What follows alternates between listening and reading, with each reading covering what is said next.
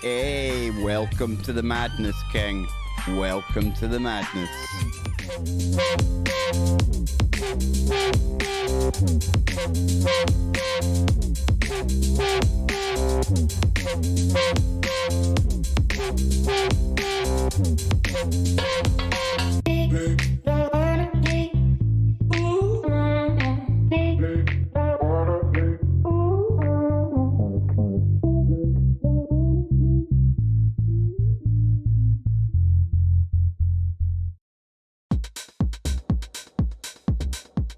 It's Monday. We're back. We're live. It's the pre-show stream where you can escape the madness. And I've got some good stories to go over today. So sit on back, relax, chillax. I'll be with you in just a moment.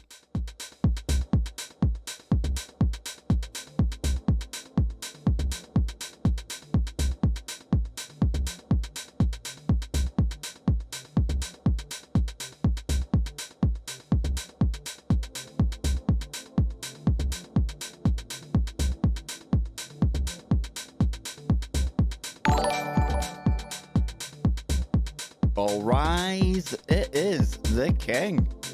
Look at that, sending in some stickers. Loving it, King, loving it. First in today, I think we had pollination. Yes, indeed. How you all doing, troops? I hope you're all good. I hope you're all raring to go.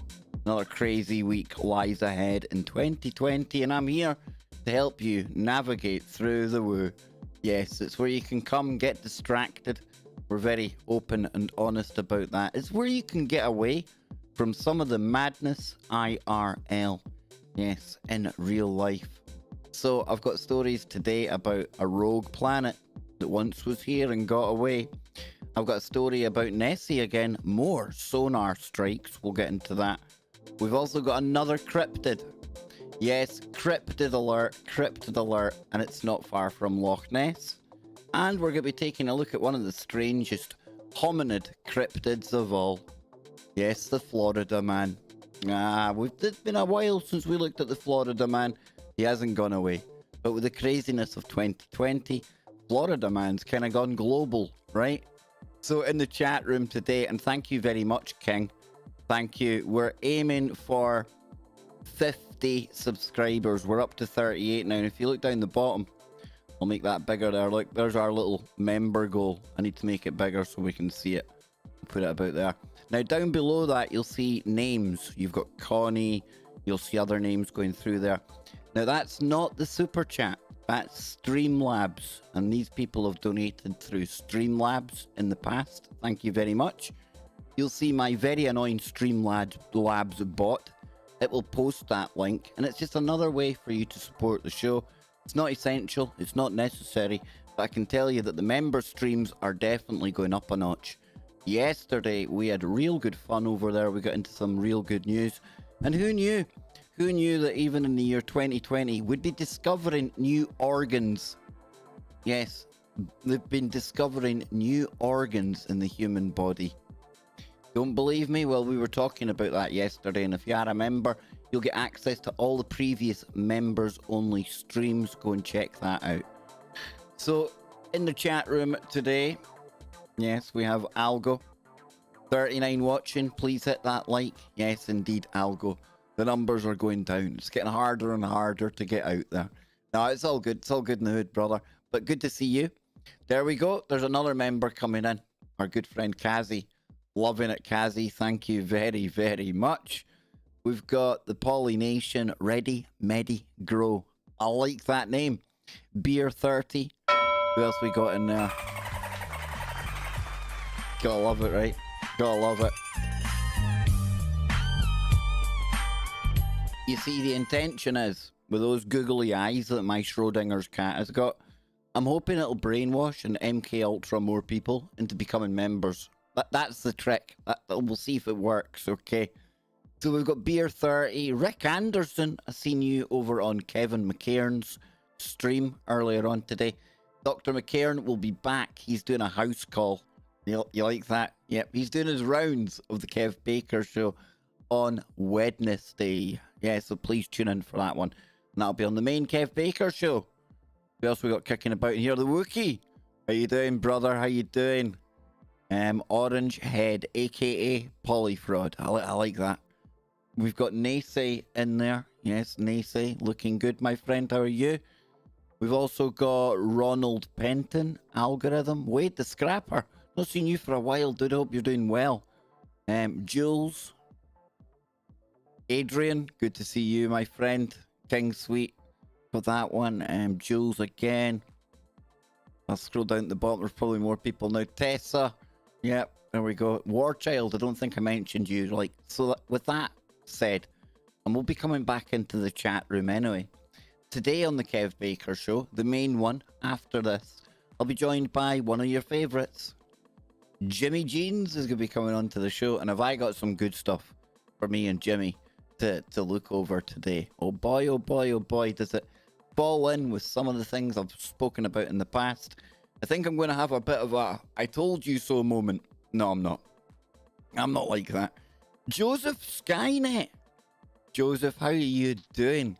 Long time no see. Now, I hope that name change, I hope they didn't ban you for anything, brother. But it's great to see you back. Much love to you, man. Joseph made our really snazzy sign. You see the triangle sign with the lights? It's here, but the AI refuses to pick it up when I go down this road. I'll need to have words with that AI. Pesky AI. So then, let us get into some of our news that we have for today. And for the new members and for all the other members out there, remember that the members only stream will be on Sundays. I had to remind myself that I almost said Monday. It'll be Sundays from approximately 8 or 9 p.m. in the UK. Either way, it'll be it'll finish up before the open mic over on Discord. So with all of that out of the way, and I've probably lost people already because they're thinking, how long does this guy take to get into this? Just a little bit longer because I'm going to pour myself some tea. How we roll around here on Monday. I'm easing myself slowly back into this. Do you know why? I had a horrendous nightmares through the night. Many of you out there are having crazy dreams right now. Let's play this game. How many people are having crazy dreams or struggling to sleep? Well, let's see. Ones, if you're having weird dreams or weird sleep, put a 1. And if it's not for you, put a 2. So 1, your sleep, your dreams are a bit off, bit out of kilter. Just want to do a little test. See what people are saying, because my dreams are kind of whack job right now. And I tend really not to have the most vivid of dreams. Apart from when I was on that Chantix. Oh my goodness. Apart from that, Warchild, apart from that. John Krakow, he's the same. Armand is a 1. Polly on and off. Tessa, yep. Leslie, yep. King's okay. Jules is Quantum, she's both yes and no. She's a 3. Warchild's a 1. Tessa. So a few people then, yeah. A few people. 322. Ooh, ooga booga. Skull and bones. Ah. Yeah. All that Geronimo's skeleton sort of thing going on. That's some whack ball stuff, that, isn't it, Algo? Still coming in. Sam Rodriguez. Good to see you. Just a 2 for Algo. Dave is a 1. Ronald a 1.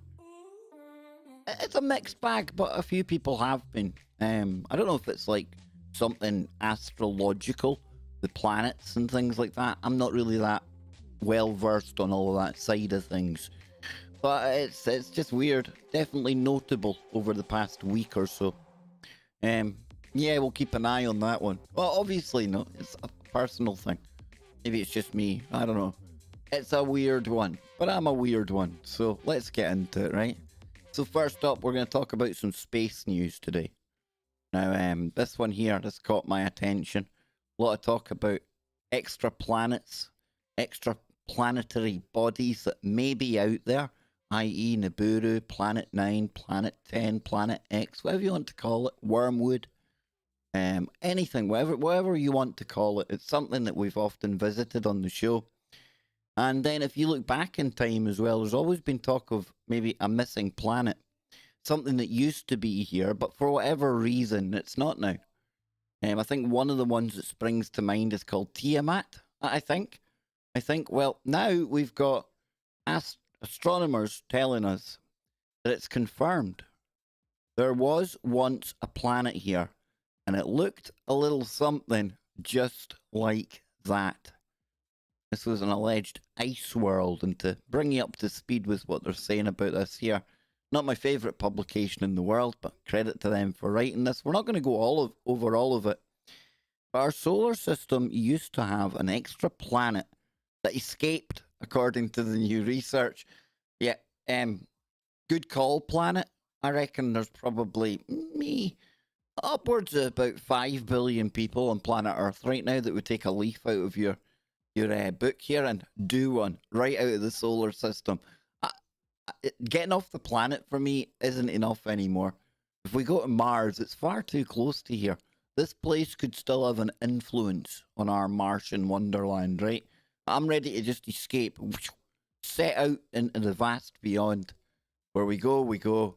And because of the vast distances in space, we'll probably not get too far before we, cark it and things, but that's okay. It's okay. Speculation Island, right? But this is real. It says scientists at Carnegie Institution for Science are claiming there was a third ice giant between, you ready for it? Uranus and Saturn. I hear the raucous, boisterous laughter already. You naughty, naughty people, get your minds out the gutter. New evidence suggests that this planet was flung out of our solar system when it was in its early days of formation. Makes it sound like the rest of the planets they got together. They decided they would have some kind of intervention for this really unruly young planet that was just, bit of an upstart. Yeah, maybe had a bit of an ego going on. I don't know. One widely acknowledged theory is that the sun used to be surrounded by gas and dust, which collided to form our planets. We currently have 8 planets in our solar system. Now that's arguable, because I'm one of these dinosaurs that still holds on. I remember the time when Pluto, it was pride in place as a planet. Now obviously that Mike Brown came along, the Pluto killer that he is. He kind of downgraded it. Who's he to downgrade a planet? Who gives you that job?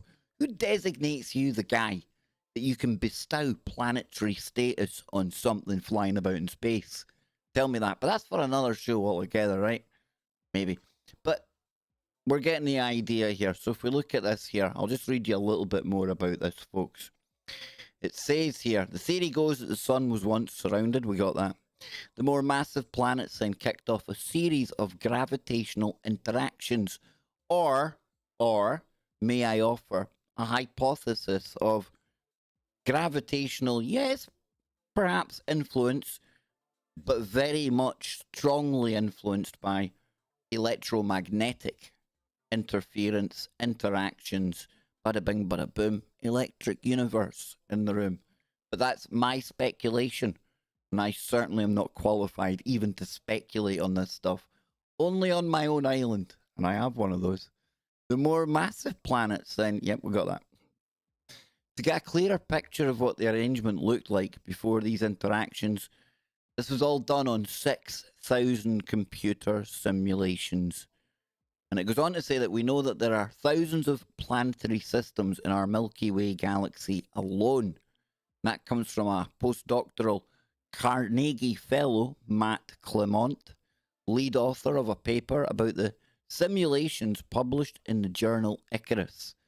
And it said, but it turns out that the arrangement of planets in our solar system is highly unusual, so we're using models to reverse engineer and replicate its formative process. It's a bit like trying to figure out what happened in a car crash after the fact.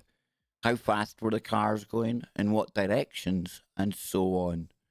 And they found that the final arrangement of Uranus and Neptune 2 icy planets furthest from the Sun was determined by both the mass of the Kuiper Belt, a region of dwarf planets and planetoids in the far reaches of the solar system, and an ejected ice giant that was kicked out when planetary system was still young.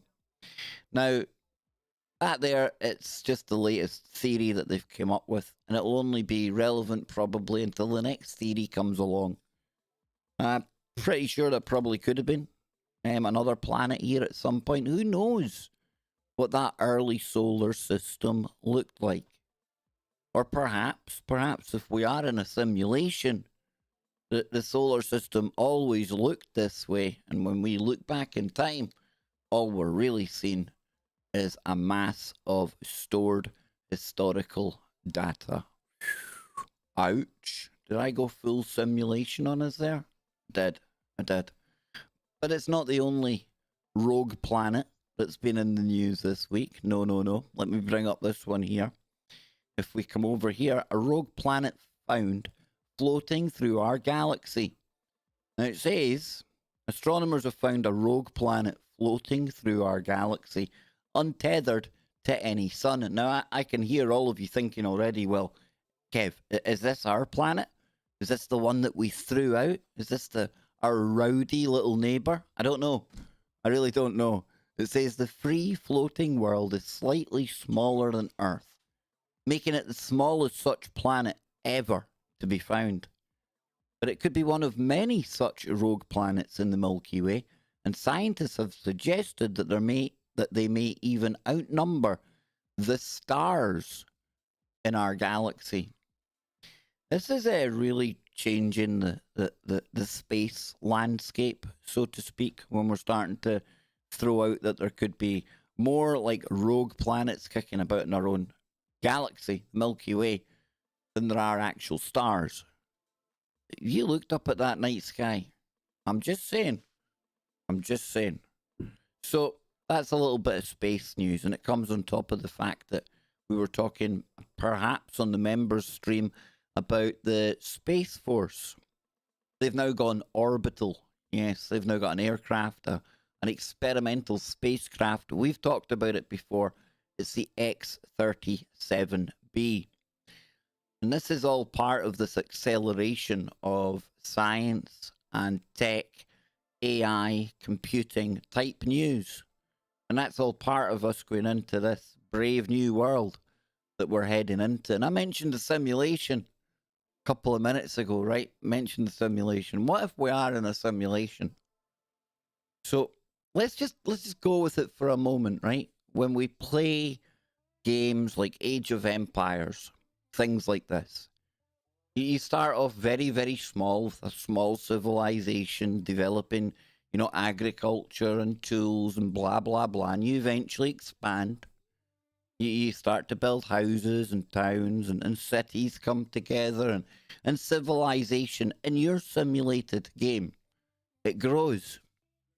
Now, every time you reach a certain criteria, you kind of get an upgrade into the kind of things that are available in the simulation, right? So huge F, Speculation Island stuff. If we're in a simulation, could it be that, say, with the industrial revolution that we went through back when we made the switch over from horses and buggies to cars, we got flight. Did we open up certain more parameters in our physical simulation here that allowed us then to, start building upwards, start building mega cities, get to the point where we are now, where we're going from mega cities to smart cities? And if we have reached some cusp, some criteria, what could it be? What could be the thing that our game, our level we were on, what were we trying to crack before we could open up all of the toys and all of the new stuff and layer the next level? What if it was the quantum computer? I know. Confirmation bias. I look at these things a lot, so I see them everywhere. I see qubits everywhere. I know. But what if that was like go time? What if we had checked off the tick list? Cracked the human genome tick. Cracked, I don't know, cleaner fuels tick. You know, internet created tick. Computing exponential curve tick. And then when you get to that point, that quantum level, the actual one, that maybe it's some kind of leap and a jump into the next stage. Is that what we're talking about here? Is it? Is it? I don't know. I don't know. I'm just daft, Kev. What would I know? So I'm going to shove on some tunes. I'm going to let you ponder all of that. You see, we started on a rogue planet that got kicked out of here for being a bit boisterous. And I'll leave you with the kind of concept, the idea that maybe we've just passed a level in the game. What game? Oh, the game of life, obviously. So listen, get a little drink of coffee. We're going to come back. We're going to shift things up. And we're going to get in to some woo. We're going back to Loch Ness. Yes, indeed. We've got another sonar strike on Nessie. But not only that, we've got one of the world's most famous cryptids seen. Yes, seen near Inverness. Oh, this is good.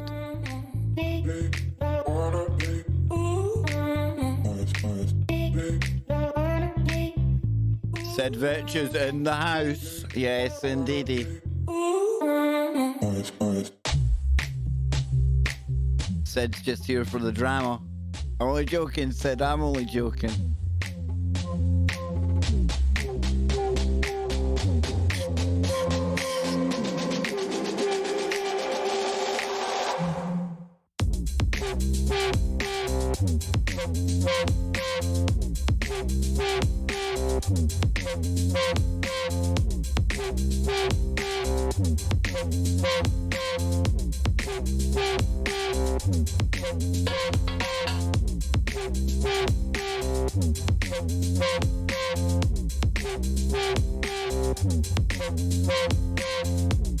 Get those cookies down, you king.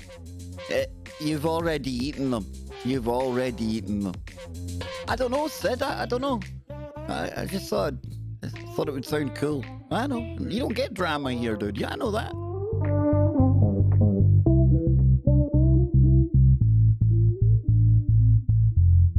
Yes, there we go. Cut the music. Cut the music. That was a really, really poor cut the music type sound there, wasn't it? Wasn't it? It was. So, a couple of weeks ago, I came to you with a story about somebody I know in Fort Augustus, one of the little villages on the mouth of Loch Ness, how he had actually caught some of the best sonar evidence of something big in Loch Ness. Because that's all we can really say. Now, I believe at the time this was in over 200 feet of water, talking off the top of my head. Try to remember. And it returned a massive 30-foot ping. Something 30 feet long, swimming about right close to the bottom of Loch Ness. Now, the reason that stood out for me was, A, the image itself, the sonar image. We'll dig that up in a moment. B, the person reporting it. I mentioned to Stan Gordon and Bill and Travis last night on the show about when you come from an area like, say, Loch Ness or maybe Point Pleasant or Roswell or one of these hotspots where there's woo going on. When you actually, if you're living there and you're one of the locals, you get an appreciation for the fact that maybe we don't approach the topic the same as the outside world, i.e., most people won't go running to the newspapers or seek any type of publicity when they themselves see something. And the guy in question, Ronald Mackenzie, the guy who was interviewed after catching the first sonar image, he's one of those types of people. A very private guy, kind of shyish guy. So for him to be coming forward with that, it really gave it an extra kind of boost of credibility for me. And now we've got another sonar hit coming back from the Loch. Check this out. This is the latest one that has been returned from the bottom of Loch Ness. We're looking at, as you can see, 185 meters of water. I think that's up near 600 feet. We're going to find out about that in just a moment when I read you a little bit of this story. But the story itself, I'll bring it over here so you can see it, comes from the Strathspey and Badenoch Herald. That's a really kind of local type rag up Aviemore way, that kind of neck of the woods. So it says that another startling image of a large creature inhabiting the depths of Loch Ness has been captured on sonar. It follows the revelations last month of the most compelling and startling evidence of the existence of the Loch Ness monster after an unusual recording more than 500 feet below its cold surface. But now, another contact with a large creature just above the 607 feet loch bottom was recorded on October the 11th. 600 plus feet, folks. That's way down, okay? If we come down here, it says it has left experts stunned again. So this isn't just like the people who are capturing this claiming it's something. Ronald had sent his off to sonar experts, and they all confirmed that this was very, very strange, okay? Very anomalous. And it's happened with this one as well. As we're about to find out, hopefully we're going to get one of these sonar experts coming up and doing a really thorough survey of the loch. It says, excited by the recording, leading sonar expert Craig Wallace said he was willing to come to Loch Ness with sophisticated sonar equipment to try and find what was inhabiting the depths. And Mr. Wallace, a marine robotics senior application specialist with Kongsberg Maritime AS, has surveyed Loch Ness half a dozen times. 4 years ago, using groundbreaking sonar and camera equipment, he famously detected and discovered the lost model of Nessie, which was used during the filming of the 1970s The Private Life of Sherlock Holmes. Of the latest images, he said, they are very curious. These are, of course, large, clear and distinct contacts, all strangely near the loch bed. It is very well known that Loch Ness has been subject to several excursions with sonar to find Nessie, but the technology used, although cutting edge at the time, was designed for bottom mapping operations. Hence, it would try to track the seafloor and not necessarily find mid-column targets. Modern technology employs new techniques where the entire water column is mapped accurately. And perhaps in the future we will start a program to capture this data currently in Loch Ness. Now that's pretty cool. If I come over here, we'll take a little look. Sonar, Loch Ness,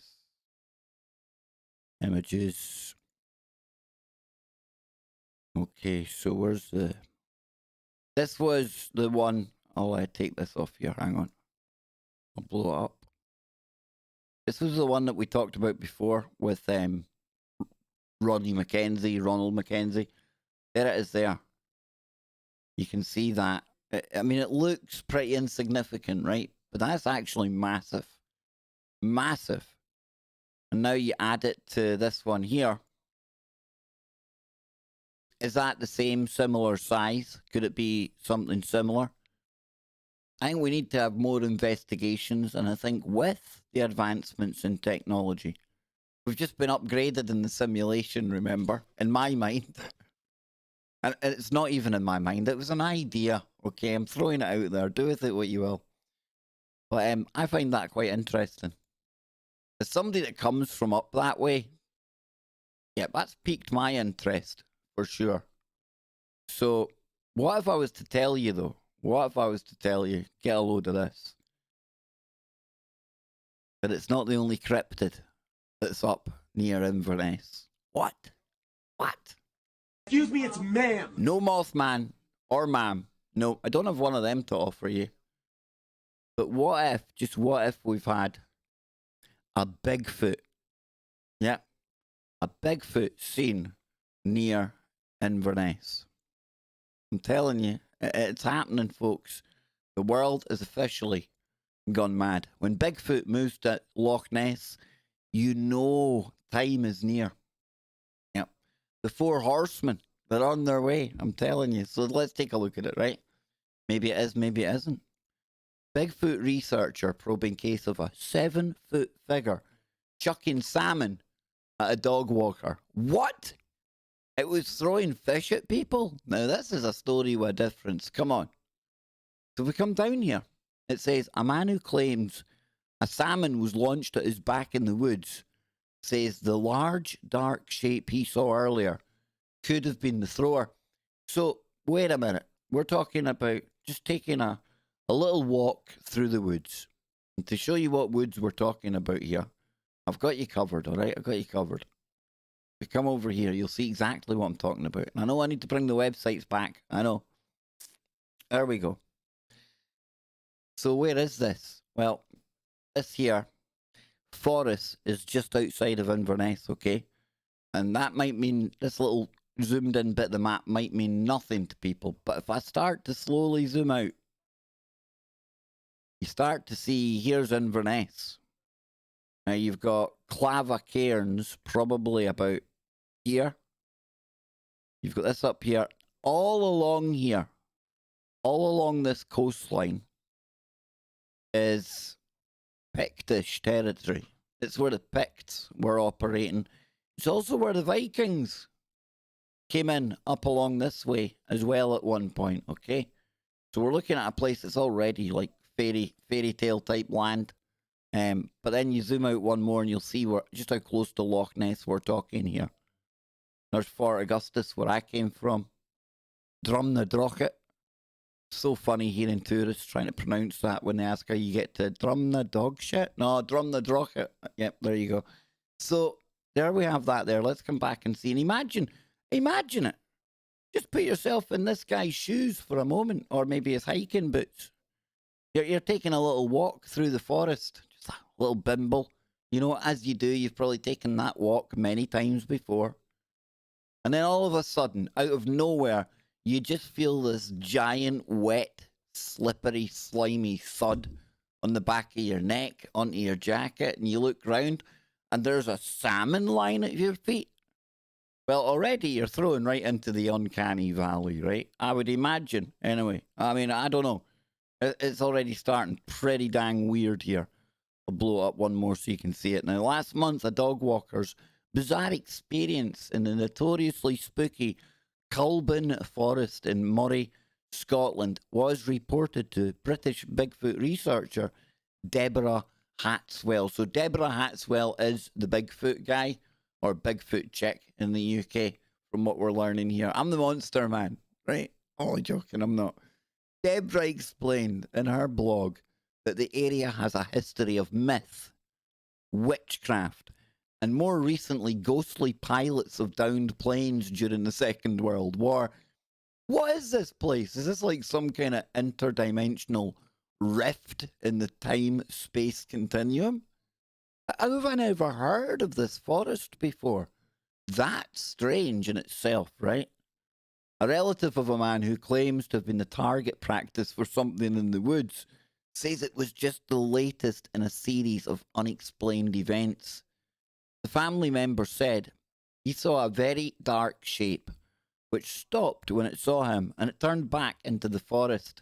When he described the height of its shape, it was approximately 7 feet tall. That's a big boy. Now, that there isn't the alleged fish thrower, okay? That's Deborah Hartswell, all right? It happened too fast for him to get a photograph of it, and it was over in a matter of seconds. Then last night, as he was walking the dog, he had a large salmon thrown at him, but he couldn't see the thrower. He said it was all silent out in the forest. There were no bird sounds, no small animals, nothing. That's interesting as well, because I'd imagine if there's something creepy and cryptid in the area, maybe the local animals will try and Well, maybe they just will get out of that location, right? So it said he did manage to get a photo of the salmon, though. Have to say, I had a similar thing happen at Cloddy Moss a couple of years ago now. And Colburn Forest is located right off the Scottish coastline. But how a fish found its way from water to flying through the woodland left the dog walker with one possible conclusion: that the beast he previously saw lurking in the shadows. Now there's the fish there. Looks like it's actually, the head's come off it there when it's been thrown. And his relative continued, I can't work out where the salmon was thrown from. I think the only explanation is a passing osprey, but there are none in the area that I know of. And I like how they're trying to think about this logically. Maybe a fish had a bird in its mouth. Now that would be an upside down universe. So you've got a birdie comes along, swoops, gets the salmon, making its way home, because it can't like tweet the way I did because its mouth's full of a salmon now. But for some reason, the bloody fish, it just slipped out. Wallop right in the head. That is one excuse. I get it. It could be that. Could be that. But it could be a Bigfoot. I know it's a bit of a stretch, but bear with me. As he might have been more grateful for the salmon if it hadn't hit him on the shoulder really hard. But as you can see from the photograph, it has taken a bit of a knock before reaching him. This was not the first time the dog walker claims to have witnessed strange phenomena in the area, as only weeks before, the sounds of a big cat alarmed his pets at home. So this guy lives quite close to there by the sound of it, right? An loud crashing noise in the woods later sent deer bolting out of the forest. Something he suspects was the work of a Bigfoot type creature. They added a few weeks back. Now he was sitting watching TV when there was a very loud yowling noise. And it sounded like a big cat. It was dark, around 10:30 p.m. But his German Shepherd dog shot to the window with his heckles up and growling. So that dog sent something in the area, folks. The area overlooks fields and forestry land. His two house cats shot off the couch and ran for cover. And they're hiding under a bed, hissing furiously when he tried to get them out again. Now, the yowl lasted for approximately 90 seconds. I can't do that one. Yowling is it's a really specific type of noise. It's not a meowing, it's not a growling, it's a yowling, you know? There was nothing to be seen even with a torch, but he could hear loud rustling noises beyond his garden. The dog stayed behind him, growling, as whatever it was moved away. What a really, really good guard dog you've got going on there, mate. Telling you, man. That's where I would have been as well. I'd have been growling from behind the guy in front of me. Exactly, a Scottish yowie, only our Scottish yowies yowl. We call them wild men over here, I'm led to believe. The UK Bigfoot scene. There is a scene, well, there's an expert here, this lady here. We make this smaller, there she is. Deborah Hartswell. My apologies, Deborah. I've also had a guest on, another lady, Catherine, and I always forget her second name. She came on to talk about the wild men of the UK. So yeah, I just thought it was quite interesting up here, up in this forestry, just here, right beside the sea. I thought it was quite interesting that there's now other cryptids being seen up there.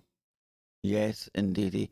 And talking of cryptids, let us head, last of all, to the Sunshine State. Yes, indeed. And what I'm going to do is I'm going to get a drink of my now cold tea. Blah, yeah. And then I'll be back to guide you through some Florida Man madness. Aye, we love a bit of Florida Man on the Kev Baker Show. It's been a while. But trust me, they're still living up to their name. Don't go anywhere. Florida Man is on the way.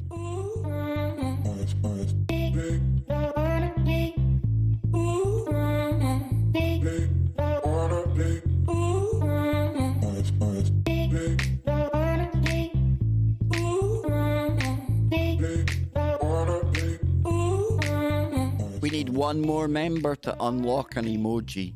Will it be you? Will you be the one? Come on, you know you want to. Click that big join button down below the video and you can be on the members only Sunday.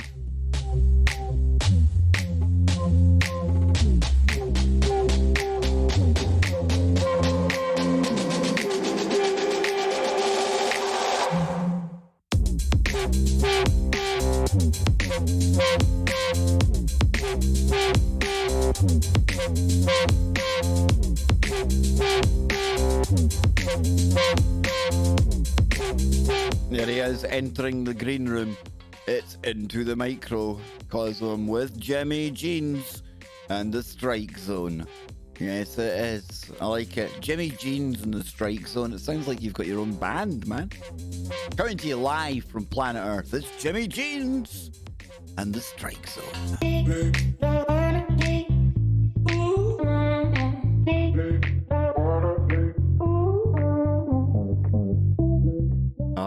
Aye. There we go. We've even got our little studio made up over here. It's actually another one we can look at, you know. Yes, I've been playing about again. What can I say? I blame the Wookiee. There we go. I knew I could shamelessly shame somebody into doing it. I'll go. I would doff the cap to you, sir. But dang, the cat's hairs are getting stuck to this hat. Yes, but I have got lockdown head again. Oh, it's not pretty. Probably sheer laziness. I've not even ventured outside to get a haircut. So yes, lockdown head is engaged. It's in lockdown hair mode. It is. It's not good. It's not big. It's not clever. I know. But are we ready to go on a spiritual journey with a Florida man? No, I'm not even joking. We're starting off with this one here. Check it out. A man on a spiritual journey. Quote, spiritual journey. He steals a deputy's cruiser and credit card. Wow. So we come down here. It says Gainesville, Florida. The state of maniacs, I should say. A 20-year-old man is in jail tonight after stealing a Alachua County Deputy's cruiser from the Gainesville Regional Airport on Thursday night. Now, according to deputies, video surveillance showed this particular genius named Duncan. And we can all see it there. You know, I just like to give the guy a little bit of privacy after showing his mugshot everywhere. 2 hours later, deputies were notified that Mr. Smith, and now you can work out his name anyway, used a credit card that was stolen. It was in a stolen car in Columbia County. And this is where it gets really cool, and that's why it made me giggle today. Because when deputies caught up with Smith in that county we mentioned earlier, they arrested him. And deputies say Smith confessed to stealing the cruiser because he was on a spiritual journey and needed to find his way home. Who knew? I think there's mitigating circumstances there that any decent lawyer is gonna have to be able to fight your corner with. I do. I mean, what? Who says the law can get in the way of one man's spiritual journey? I'm telling you, dude. For all we know, he might be one of these 20 and back cats. Maybe like fell asleep in the airport, you know. He only fell asleep for 5 minutes. He was away for 20 years. He was a bit discombobulated. Didn't know what was going on. He thought, I'll just steal a car. I'm on a spiritual journey here. I've literally been sent here by a blue chicken. And I need to get home. I need to tell my mum. And then I need to tell the world. And it all went wrong. Can you believe it? Now then, Florida is whacked because of too many people, says Algo. There's definitely something going on there, my friend. To the point where we have this fantastic Twitter feed here. Aptly named Florida Man. And this is where you can really get a good aggregate of all the madness that they've been up to. So we'll scroll down. This is the 16th of October. And here we have a Florida man turning heads with his leaf blower powered vehicle. Look at that cat. Look at him go, folks. Come on, man. I actually think this is a Florida genius. Pretty cool, right? Pretty damn cool. It's the fact that I don't think enough has been made of the fact that he's sitting in a mop bucket with wheels. I mean, his contraption, his homemade engine here, his propulsion system is uniquely brilliant. But I think it just tops it off that the guy is doing it in a yellow mop bucket win. What did I even... A yellow mop bucket win? Where did that even... What does that even mean? Dave, come back. So anyway, now we've got a Florida man pulling a bang thing. A protest. Not so good. There's our genius. There he is, yes. Oh, we have got Brian coming in for a cheeky membership. Oh, we are flying on the members today, folks. Dang. Give yourselves a big round of applause. I almost knocked over my cold tea there. That'd have been disastrous. A big shout out to all you members out there. You are the Kev Baker Show. I don't know whether I should remind all of you members that you are really, really responsible for the antics and the madness that I get up to. I blame all of you. Any liable cases that come my way, we'll share it, right? I'm only joking. I'm only joking. Don't say that. We don't touch topics that's going to get us into the YouTube court. Not anymore. So a Florida man who, he got out his crown jewels. He turns himself in after seeing himself on the news. There we go. We've got another one. Where did that come from? Okay, right. That really confused me there. That really confused me. So, did Brian's come up? Or is that another name you've got there? That was really weird. That was confusing. Either way, type a message, Brian, and see if your name is in green, and then we'll know for sure if it was you. That was another one. It's not come up here on the alert feed. Oh, it's what's going on? Who knows? So let's take a look at this here while we're waiting for that to sort itself out. A villager who went woohoo full nude turns himself in after seeing himself on villagesnews.com. A villager who allegedly got his meat and two veg out. While doing something really bad in a public place. He takes the Florida man to new levels. Yep, you got your new emoji. We do have a new emoji. What is the new emoji going to be? We'll have a brief talk about it after we scroll down. Florida man loses re-election. Too soon? Probably too soon. Like, technically too soon. So it says here, search your birthday and Florida man. Mine is a Florida man trying to use a wig. So if I come over here and do 16th July Florida man. We'll go for the first one. Oh, holy moly. Florida man indicted in a fatal dog poop fight. Damn, I'm a Florida dog poop man. South Florida man has been indicted on a charge of first-degree murder for allegedly doing something real bad to the point where his neighbour wouldn't come home during a dispute over a dog defecating in the yard. Wow. It made it sound like he had actually taken said dog poop. And I'm waiting for John.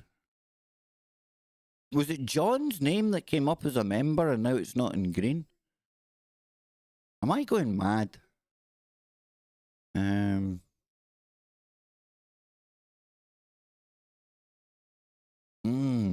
think I might be going mad. I'm going to have to go and check the back end. Not my back end. The back end of YouTube shortly. Just to make sure everyone got what we were after there. So, yes, I'm the dog poop guy. Florida man loses Louis Vuitton shirt and holds victim's dog for 20,000 ransom. You've got to be kidding me on. So he loses a t-shirt or a shirt And then he decides to, like, kidnap somebody's dog. Let's have a look. A home and holding a dog ransom. 34-year-old Jeffrey Paris stole several items from a home in Gainesville, including a pet. The Alachua County Sheriff's Office says Paris then held the dog hostage, asking the victim for a $20,000 ransom, threatening to harm the dog unless he was paid. Investigators eventually took over communication and met up with Paris. He was found with the stolen items and the dog, who was unharmed. Paris faces 6 charges, including... Well, at least the dog made it home in one piece. It was a happy outcome to that story. Not for him, probably, that's charged and thing. And Florida man spouts voter fraud conspiracy theories. I wonder who that could be about. A Florida man pulled a gun on a driver who told him he had a small pee-pee. You don't tell men that. You don't tell them that. You really don't. Now,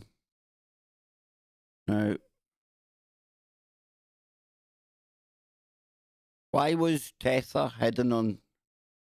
Tessa shouldn't be banned, folks. There we go. There we go. Thank you, King. Thank you. And Nessie probably just mispressed that. It does happen. It does happen. Thank you for sorting that one out. Don't go taking my Tessa away. So it says video hospital staff dances for Bali-loving girl battling cancer. That's not a Florida man. That's a nice story. That's a feel-good one. Not the little girl, obviously. But, exactly, it's an accident. They happen, folks. It's all good. Yep, that's that one again about the Florida man with small pee-pee. Florida man thinks he hears an intruder. Whoa. That's not a fun one. F you, Linder. Florida man. Broward lawyer to apologise for cursing out prosecutor in Zoom court. Did anyone see that? It was a wee while ago now. We didn't really cover it on the show. Why we didn't, I can't even remember. But it was a guy on CNN. Yeah, he thought he'd come off of the, what you call it, Zoom call, and then he started well, having a good time, shall we say? And he done it. And he done it on. He done it live on camera. What is that all about? It was always going to happen in these times of virtual kind of working, all the Zoom calls going on. Algo, big shout out to you, brother. Remember, sub to Algo and his backup channel. Our very own Jules as well. She started. She's got her own channel now. This one here, we're going to have to actually take a look at this, aren't we? It keeps coming up. Keeps tempting me in. Someone questioned a driver's PP size, so he flashed a gun. I don't think he realised what was being questioned. When somebody said you got a small piece, he thought they literally meant a piece and pulled it out, you see.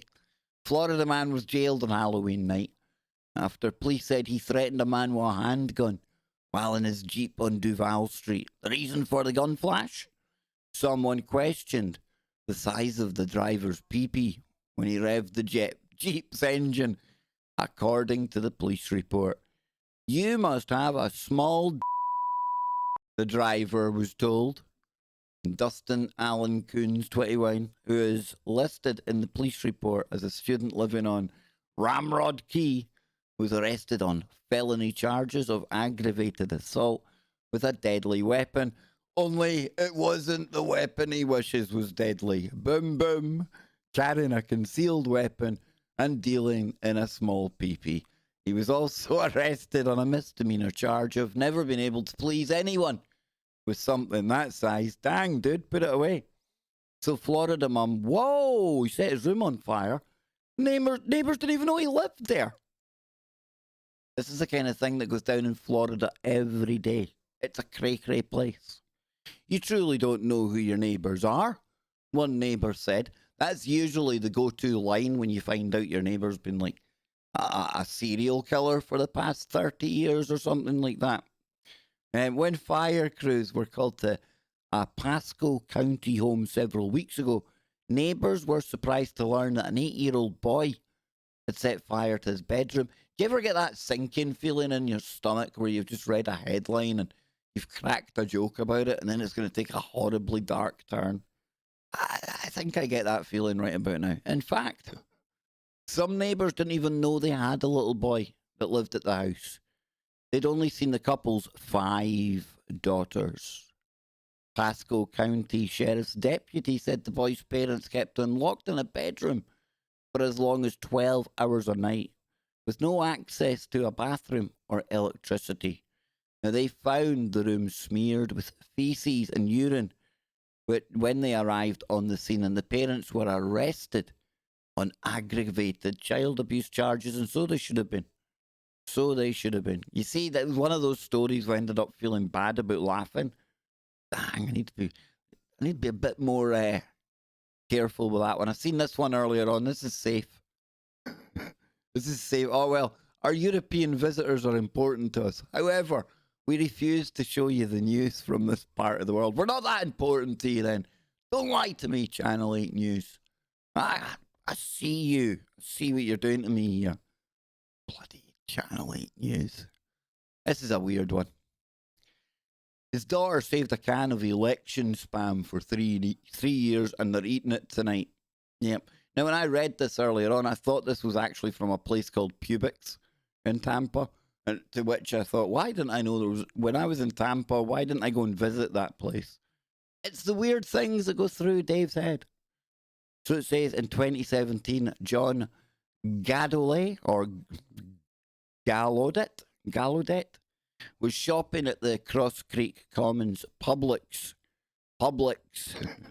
near his home in New Tampa when his 12-year-old daughter Alison brought over a can of spam. She pointed to the can meets product's best buy date, November 2020. It was election night spam, she joked, and suggested they hold on to it to the next presidential election. 3 years later, election day is finally here. Gallaudet and his daughter are about to find out what nearly expired spam tastes like. Probably just much and such as minging as normal spam. Spam's not that great, right? It's pretty minging. She's been looking forward to this for weeks. What have you been doing, man? Are you starving your daughter ahead of election night so that she'll crave some almost out-of-date spam? Just crack it open, dude. The girl's hungry, you know? Yeah, there's a tweet about it. Yeah. Gallaudet. I've probably made his name sound so much better than it is. We'll just call him Big G, right? Big G, who last year moved his family to Ames, Iowa, grew up... Oh, hang on a minute. Okay, so he bought it. All right, he bought it in Florida, making it technically a Florida man story. Grew up eating the canned meat staple and said he would have bought it anyway. It just probably wouldn't have lasted as long as it did if his daughter had not pointed out the fateful date. My kids and I like spam, but my wife hates it, he said. It's simple, but it's something that my mum and dad used to fix me and my siblings as a kid. Now he often makes it for his own children. Gallaudet said he isn't so much worried about the effects of eating the possibly past its prime pork product as he is about the outcome of tonight's presidential election. He sees the spam as an auspicious metaphor of sorts. Who knew that a simple spam man would know the use of metaphors and the sorts? He hopes the can's expiration date will coincide with the expiration of the Orange Man, displaying one of the last vestiges of Trump derangement syndrome. Yes, indeed. This can has actually lasted as long as this guy's presidency, he said. He's really proud of this, isn't he? Sounds like for the past 18 months or so, he's been kind of bringing along his mates and saying, look at that one. I've been saving that, boys. Well, that's my special one. That's staying up there till election night, and none of you spam lovers are getting it. Right? Spam fritters. Yes, indeed, ZX. I'm actually making myself hungry now. So, in 2016, he voted for old Broomstick 1, Hill. For dinner tonight, Gallaudet said he plans on dicing up the spam and pan-frying it with some rice and fried eggs. He really is a spam connoisseur, this guy, isn't he? He's like the Michelin chef of spammery. He is. He's spamtastic having dinner at this guy's house. He's not sure if his family can stomach the polling results over dinner. They'll watch season 4 of Arrested Development while they're eating, and then later watch the results. Talking of metaphors. Gallaudet said he is grateful he had the chance to vote, while others did not. And now it's veering away from Florida man. There's a naked Florida man getting rescued from a bridge. There's probably a really horrendous story about how he ended up naked on the bridge, and the way my track record's going today, I'll laugh at something inappropriate because it's what we're doing. This is one I did have pulled up, but I lost it. Florida man paid $150 for a full contact experience, and he ended up being mauled by a leopard. Well, you know, at first glance, you could say, well, you got what you paid for. What you moaning at? Let's just see, shall we? Miami.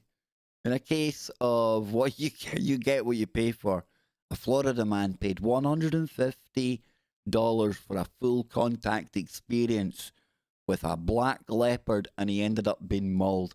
The only thing I would pay any money like $150 for a full contact experience, it wouldn't be with an animal. I can tell you that now. Okay? You feel me? And then it doesn't matter if you get mauled by whatever you're paying that $150 to. I'm just saying. So, Dwight Turner, 50, has undergone 2 surgeries after being attacked by the animal on August the 31st. His wife, Natushka Turner, said, that's a nice name, isn't it? Natushka. Never heard that before. In a sworn written statement to the Florida Fish and Wildlife Conservation Commission, Dwight Turner and the leopard's owner, Michael Podgy, 54, arranged for him to play with it, rub its belly, and take pictures on Podgy's property in Davie. And he said that in a captive wildlife report. Now, I think somebody here has been watching a little too much of the Tiger King, and he thought, hey, if I just pay enough money, these things are going to roll over and let me tickle them, right? Doesn't quite work like that. I'm sure people out there, unscrupulous buggers like this cat owner, will take money off you. But at what point do you think it's safe getting into a cage or being in proximity of something that can eat you? You're literally talking about an animal that sees you as dinner. Come on now, come on. So after Podgy, and I don't know what that's all about, unlocked the leopard's cage, Dwight Turner entered and sat on the bench inside when the leopard growled and attacked Mr. Turner, biting him on the head and the ear. Mr. Turner sustained injuries to the right side of his head and right ear. Mrs. Turner stated that she had to place part of Mr. Turner's scalp back in place because it was hanging from his head and his right ear was torn off. Dang, dude. Well, the moral of the story is quite a simple one, and it should be self-explanatory. No matter how much money some unscrupulous character is going to fleece you of, it doesn't mitigate the danger of getting into a cage with a potential man-eater. All right, you know what I'm saying? There's far, far, far better ways to get mauled by other cats called cougars, and I bet they wouldn't cost $150 up front. That would make it kind of creepy if there's any exchange going on for a cougar stroking session. Hey, wait, whoa. Zoop. Rewind. Hey, I ain't going down that road. I need to wait for Jimmy to do that. He's the cougar man. So listen, folks, I'm going to put some music on. In fact, we're almost out of time. We're very much out of time because I need to go and get Jimbo. I need to go and get the Jimmy. I need to get set for the main show. I hope you've had fun. Hope you've had a laugh. If not at the stories, at me. Hope you've enjoyed a bit of woo. Hope you'll be back tomorrow. Big shout out to all the new members. That is fantastic. I'm not going to make the new member emoji yet because I want everyone to have their say on what that emoji is going to be. So please, if you can, join me in just over 15 minutes from now. I'll be over on tfrlive.com, as I usually am. We'll also be over in Discord as well, where you can listen and watch. And it'll be myself and Jimmy who'll be on the show today. And we'll be getting into... you're definitely going to have to wait to find out. You don't have to wait long. 17 minutes. It's going to be a good one today. I can promise you that. Thank you all so much for being here. Thank you all for all of your support. King coming in with a membership and a sticker. We had all the other new members as well. Algo, Dave, I think. I'm forgetting the names now, but we will go over them again tomorrow. Thank you all for being here. Thank you all for checking out the stream. I'm going to go and get ready for Jimmy, the main show, and hopefully I will see you all there very, very soon. Remember, folks, keep it real. And if you can't keep it real, keep it KBS. Keep your mind open. Keep looking for the woo, but not to the point where your brain turns to black goo.